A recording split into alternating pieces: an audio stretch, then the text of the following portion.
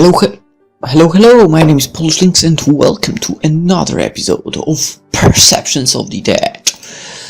Alright, the chapter Perceptions of the Dead called is like the game. Let's check it out. Tyrone has made it his business to help solve the troubles of those afflicted by the undead, but what seems like a case of being benign hunting may find him risking more than his life, but his very soul. Interesting. Let's do it. I'll be the first to admit, there's something a little sad about watching a pirated copy of the original Star Wars trilogy. What? It's been out for as long as I've been alive. You'd think I'd own a legal copy by now. But really, where can you find a legal copy nowadays where Greedo shoots first? Nowhere. It's a sad fact of life. I pull another chip from the bag and munch as quietly as I can. I have the volume way down so I can hear the rest of the house easily. The crunching of the chip is almost loud enough to drown out Han's rant about the Falcon's speed. My eyes dart up to the girl on the ceiling. She's still staring, wide-eyed, her pupils dilated, and her claws clicking rhythmically at her sides while she sits watching me. I pull out my phone and snap another picture of her, checking to make sure the screen stays empty. It does, and I slide the device back into my pocket. The owners of the house had been right. They had a ghost, but it was a harmless haunt, incapable of manifestation. The creepiest thing she had done was stand at the end of the hallway and watch me watch TV with their amazing sound system. She clicks at me and I hush her, as though it wasn't already hard enough to hear. She doesn't respond and I regret not downloading a version with subtitles. I've been here for almost a week. So far, only Little Miss Claus has shown up, and it hadn't been hard to identify her. She's the ghost of a girl who had suffered from an acute case of depression and took her own life. Apparently, she did the deed with a pair of scissors, which explains the increasingly annoying clicking scissor claws. Her family had sold the house after the loss of their only daughter. It eventually ended up in the hands of the current owners, the ones who had hired me. Their descriptions of the haunt had pretty much been a dead ringer of the girl. They had, of course, complained of cold spots and objects disappearing and reappearing elsewhere, but odds were high that they were misplacing their own stuff and giving themselves the chills. Same way any scary movie can. For the chills, I mean. Good old-fashioned forgetfulness explains the moving stuff. The girl keeps at her clicking. Her bloodied claws are writhing as she stares, sitting on the ceiling as though she had chosen to break a few laws, starting with gravity. Okay. Talk to? Why not? Answer me a question, Ghost Girl. Why does everyone who's dead seem to have black hair? I mean, really? Do gingers actually lack a soul or something? Before she has a chance to answer my question, a knock comes from the door. I swear to... Someone called the cops on me again. I'm gonna give them a goddamn reason to. I'm not an effing squatter. I was hired to be here. I free myself from the ensnarement of the amazing plush furniture and trudge to the door, muttering nonsense the whole way. Throwing it open, I find someone new. You're still here. Yes. Yes, I am. I'm still working. Well, not right now, actually. I'm taking a break while some things are settling. And, you are? You know, most of the other neighbors think you're a squatter. I grimace. Yeah, I know. I've had to talk to the police twice already. What are you even working on? I thought that they were done with renovations months ago. Should I tell her? Okay, tell the truth, why not? Yeah, like I'd do something as psycho as that. The owners reported some odd noises. Creaking, groaning, rattling. The kind of noises you don't want to be hearing in a newly renovated home. The thing is that contractors haven't been able to identify the source or even replicate the issue when on site. I do construction. I'm in between jobs right now, so they're hiring me to stay here until the issue occurs and use my expertise to identify and resolve the problem. That sounded pretty believable, not to mention oddly close to the truth. It had been enough for the police both times before, after all. Well, that and a Skype chat with the actual owners. That makes sense. So, what, you're sleeping on the floor waiting for the noises they were reporting? I don't have to sleep on the floor, considering it's fully furnished. You don't think it could be the ghost that's rumored to haunt this place? I force a snicker, and she immediately flushes. Yeah, I'm not the superstitious type. Everyone knows ghosts aren't real. Everyone was wrong, of course. But I wasn't going to admit that right now. Look, I didn't... Though if it's a long-standing rumor, it might have been something to do with the foundation. Do you know how long this building has been haunted? She flushed further and bit her lip. What was she doing here? An amateur hour ghost hunter, maybe? I don't know. At least 10 years. That's when my family first moved in over there. She points to what was, more or less, a mansion across the street and a few houses down. Not that any of the other houses were less impressive. This was kind of a high-end neighborhood, which was a large part of the reason I had met law enforcement twice already. I suppose I'll have to go back at it again with my level. See if I can find anywhere that may hide a seam in the foundation. Do you need help? Okay, seriously, what was her deal? No, I've got it just fine. Oh, okay. Well, it was nice to meet you. You too, kid. She stands there watching with the eyes of a puppy as I close the door on her. I look back to the clicking ghost on the ceiling and realize that I got more heebie-jeebies from talking to that girl than I did watching movies with a ghost hanging above my head. I nearly jump out of my skin as my phone goes off. The ringtone clearly indicates it's to my work number. Looks like I have another job after this one, Snippy. She clicks the same as she had before, unresponsive to my attempts to converse with her. Which is a good thing. It means she's a passive hunt. No need to gank her. She'll fade naturally. I answer my phone and wait for the words. There's a moment of silence. Is this the boy in the Dylan's house? I recognize the voice immediately. I hang up. Her knock follows not a moment after. I heard your phone ring. You answered at exactly the same time. Maybe she had gotten my number somewhere, caller ID or something in the house. Maybe she didn't realize the significance. How did you get my number? Well, way to maintain an air of mystery. Huh? Aren't you supposed to have some line like la la Fatagan or something? No, the caller is supposed to say that. Fuck. Hmm. Did I just say that? Oh. An awkward pause hung itself, much like I was thinking about doing. Can I come in? It feels odd to talk about this kind of stuff on the other side of the door when you're right there. I grimace and let her in. How did you get my number? I read about it on 4chan. I wasn't sure it was Hi, you of course. until just now, though.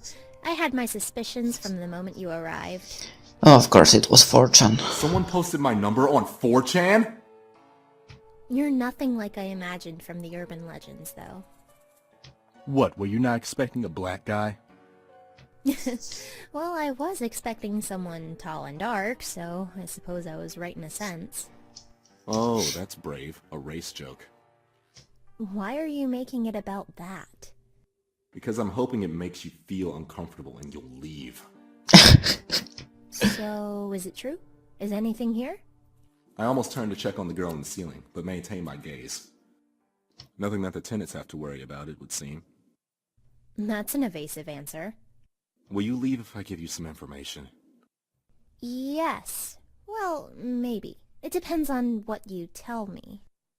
I'd figured as much. I'm a spiritualist. I work for folks who think they have ghosts. I flip up my hood. With the appropriate ambience, I strike a much more intimidating character. The girl's face paled a little. No kidding. The hood is actually one I stole from the body of a serial killer. His psychic residue left it with an aura of violence that would invoke fear. It's a long story. So? I have time. Think people have time. Let's listen to it. What more would you know? Nah. Are they real? Yes, but they're so rare, you will never encounter one in your entire life. It was a half-truth. She wouldn't. She didn't have the spiritual perception. The lie lay in the rarity, as advertised by the clicking of the girl on the ceiling. Oh. Disappointment. Good. It shouldn't take much to push her towards boredom and a departure. She looks around the house, the disappointment slowly spreading to her face. So there's no... Why does she stop? I follow her gaze to the girl on the ceiling. The clicks grew louder. The ghost stood up in a violent convulsion. Oh no. She could see it, and it her. All at once, it rushed her. Claws sweeping wildly as its seizure-like movements brought it closer. Fear had taken the girl's voice. Should I kill it? No, it's harmless to almost everyone. There's only one thing to do. I roar. I feel my body start to crumble. I always feel like this when I roar. To tell the truth, I still don't even know what I'm really doing. But I can feel myself die, just a little. And let's just say when I actually die, I'm gonna be a handful of a haunt for my successor. The girl on the ceiling stops in her tracks. A moment of pause and she retreats, sitting back above the TV where she had watched me earlier. I let out a breath as my soul snaps back into place. Behind me, I hear desperate gasping. Great, maybe a panic attack will scare her off. Slowly she raises her arm. I follow the finger. It's not pointing at the girl on the roof. There's someone out there. I turn to the glazed glass door. Pressed flush against the glass is a face without features and hands with fingers too long. For the first time in years, I felt my blood run cold. No. What's wrong? Her voice is still panicked.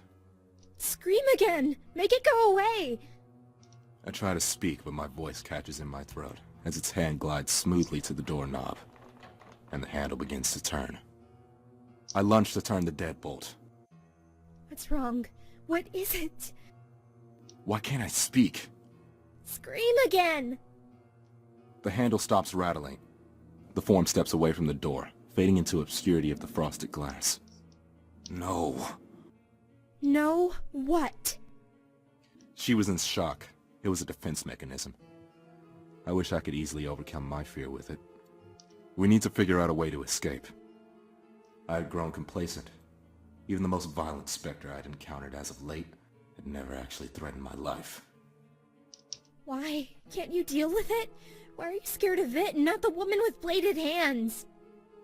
That's the thing outside. I call it a slender. I don't know what it is. I don't know if there's more than one even. Slender? You call it a slender? Like Slender Man? I nod, watching for movement outside the door. The last one. I wince just thinking about it. I've only ever met someone like me once. It killed them. It doesn't obey any of the rules. In the distance of the back of the house, I hear a rattle, and then a slow, deafening creak. She gasps, then stifles her breath. Silence falls as even the clicking stops. It's inside. Oh God, it's here. Why did I come here? The ghost on the ceiling scuttles away, hurrying up the incline above the stairs. I try to steady my breathing. Slowly, I lean over, peering around the corner, down the hallway to the back half of the house. As still as the grave, it stands, a silhouette in the hallway. Fuck. Should I move? Should I run? The decision is made for me, as a hand closes around my own. The sight is gone, as I feel myself tug backwards. I turn, following the girl from across the street up the stairs. Why are we going upstairs? There's nowhere to escape from there. It's too late to change my mind. Behind me, at the foot of the stairs, it stands, still as stone. Run! I flee, retreating to the safety of the master bedroom, locking the door. Will that actually help? What was I thinking? I should have just kept running. Why did I stop? Why did I think you would be different than anyone else? Huh? What? I thought you were strong. I mean, you are strong, that's obvious. You were able to travel so far. I just took a plane. Jesus, you're that strong? You can keep up that level of manifestation long enough to fly on a plane? What? I mean, I can appear within 10 miles of where I died, compared to the boy that those creatures devoured. What are you talking about? I've never met a ghost as strong as you. I'm not dead. Abruptly, she stops in her tracks. Are you kidding? How can you be so strong and not realize you're dead? I'm not dead. Look, it doesn't matter what you think, because in a moment that thing is going to come in here. She grimaced, holding back tears. It's going to come in here and kill me again. I'm not ready for that. Dying once was bad enough. For a moment, the veneer fades and I see her, bloodied and bruised. She looked like she had been hit by a truck. You're a ghost? Splinters hit my shoulder. I wheel around, finding my blade in motion as fluid as only practice can provide. The creature fills the doorway, like a tombstone, and then it moves. Like oil sliding across a hot pan, the creature sidesteps me, ignoring me as if I were nothing more than a piece of furniture. It approaches the girl, and I hear her scream. I scream, reality becomes a blur, and I bring around my blade.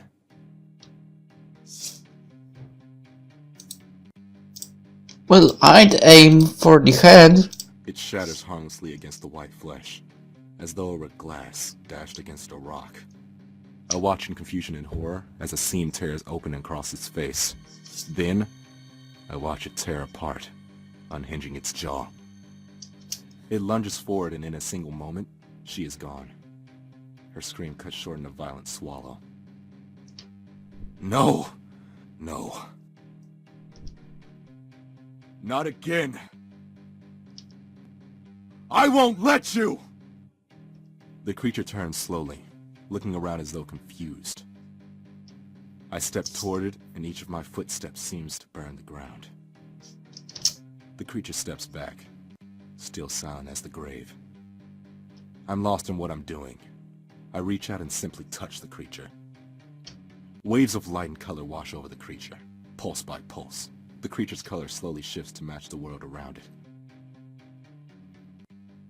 And then, it's simply gone. My breathing steadies, and the color fades. Eventually, the world turns pale, normalcy descending. The creature is simply gone. What was that? I looked down, opening and closing my fists. There was nothing left of whatever I had done. Or the slender for that matter. I look around the room, impossibly confused. No, seriously, what the fuck was that? I don't know. Am I supposed to know? No. Damn, I hurt all over. Who are you anyway? Tulip. My name's Tulip. Tulip? Brooks? Yeah? Then who? I turned to watch the scissor girl skitter away. I don't know. She's been here since before I died. I flopped back down, laying flat on the floor, and closed my eyes.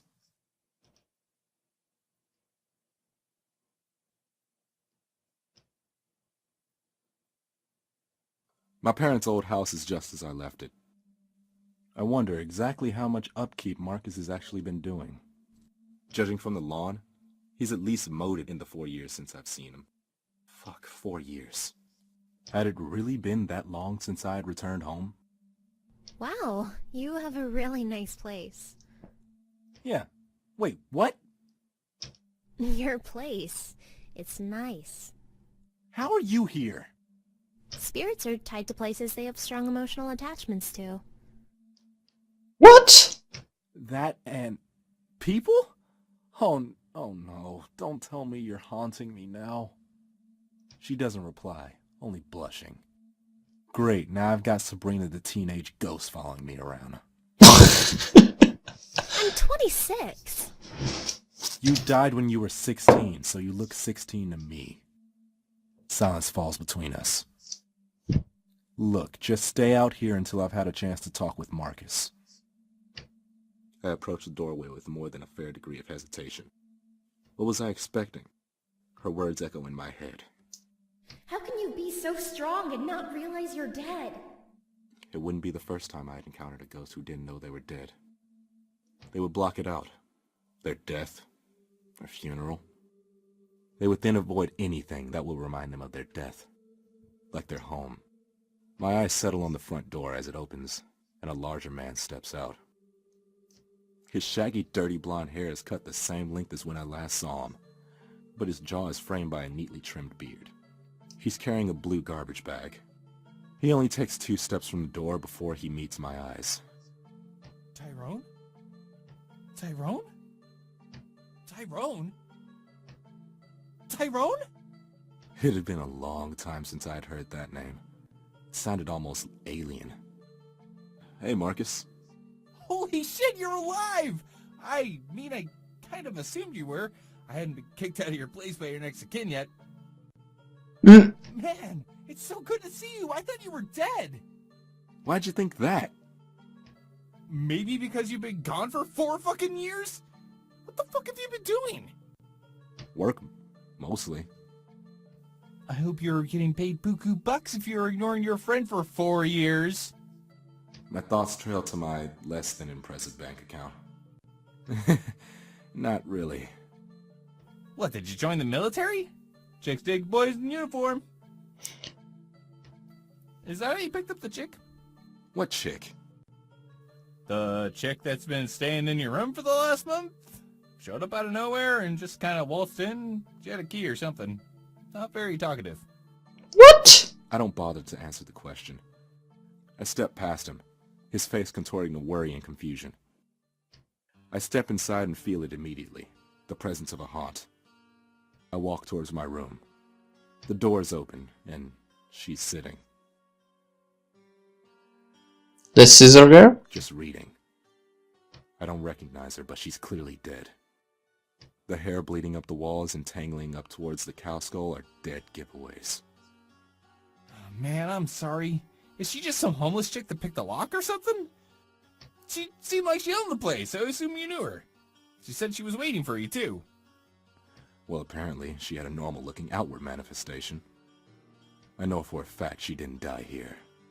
And she's been here for a month? She must be incredibly powerful. Okay, man, your silence makes me think you might know her. But there's something awkward about your relationship you're not telling me, so I think I'll let you two talk. Yeah, that's a good idea, I believe. But if you fucking leave without talking to me about whatever the fuck you've been up to since you left, I swear I'm gonna kill you. Marcus walks away, closing the door behind him. It's kind of unfortunate. I don't have a moment to enjoy the fact that his threatening of my life confirmed that neighbor girl had been wrong. I was still alive.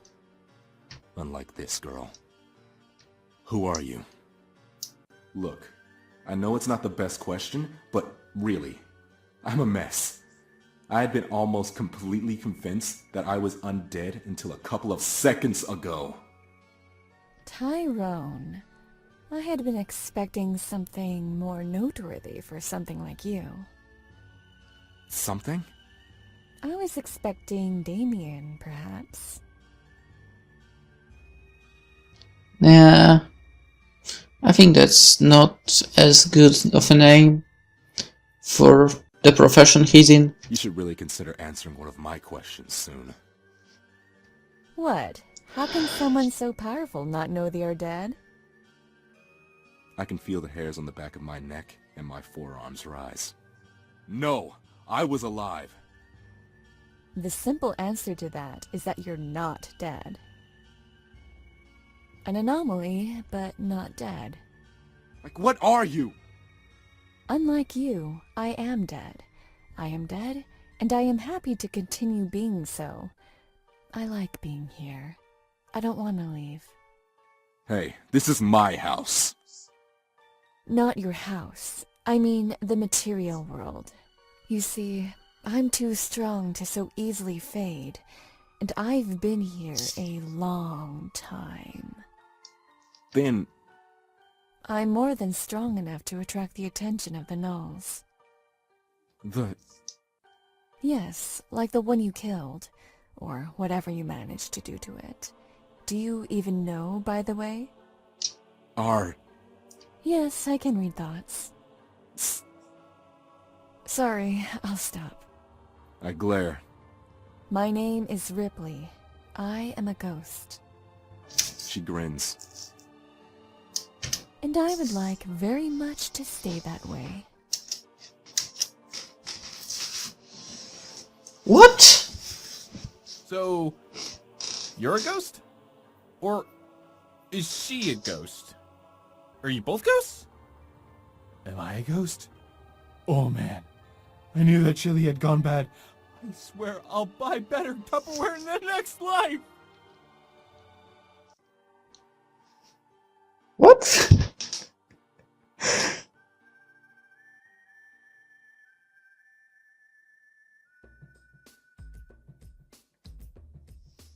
Okay, so there was not much reading for me. A little bit of interaction.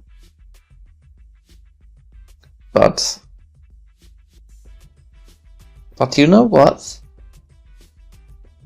I'm really digging this game.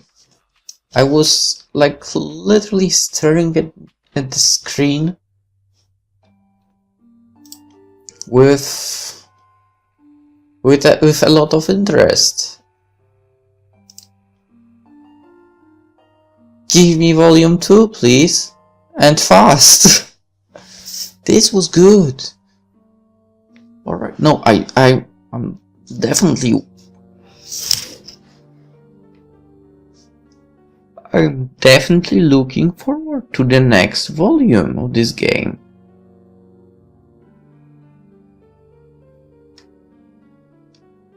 And Tyron's stories were more interesting than the streaming girl, to be honest.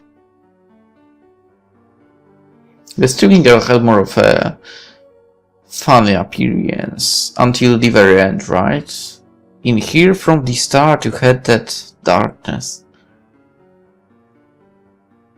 Anywho, that would be it for Perceptions of the Dead at the moment, and hopefully we'll get to see the second volume,